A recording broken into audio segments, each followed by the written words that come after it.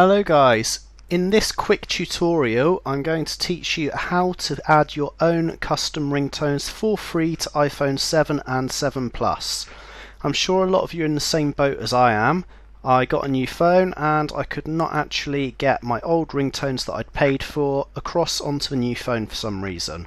They just didn't exist. Anyway, moving on. First thing you need to do is go and download iTunes. Install it, and then you're going to go across to File, Add Folder to Library. It will open up this dialog box. You then need to point it to where all of your music is stored.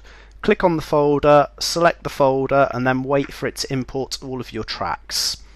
Once you've imported all of your tracks, just make sure that this box here is set to music.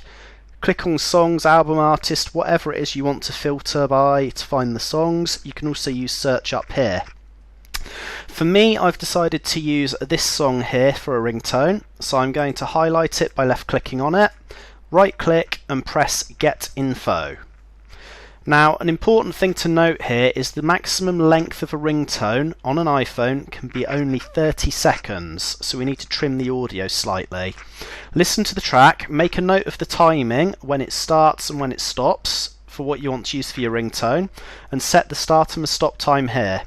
Bear in mind it can only be a maximum of 30 seconds. So just type in the start time and the end time here and press OK.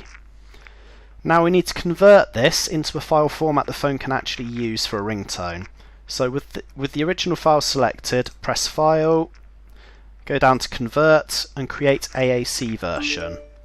It will now create a 30-second version of that song directly below the top one. Very important at this stage to go back to the original song, right click, get info, come across to options and uncheck the start and the stop times, or when you try and play this it will only play between the start and the stop times. So now what we need to do, we need to select the 30-second version of the track we're going to use as the ringtone, right click on it and show in Windows Explorer. Select the file, right click and rename. We need to rename this so that the phone understands it's a ringtone. So instead of M4A, just delete the A, replace the A with an R so the file format is M4R. Press enter or click off the screen. Accept this. You can see the icon has now changed and it says ringtone. Okay. Now we need to add this back into iTunes. So we're just going to go File, Add File to Library. I've already got the path here for where it's stored.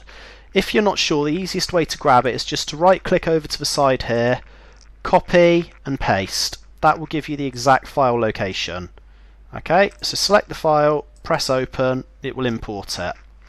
Now, because it's a ringtone, it's not stored in music. So click here, come across to tones. You can see here is our ringtone. So what we now need to do is actually copy it onto our phone. Easiest way to do that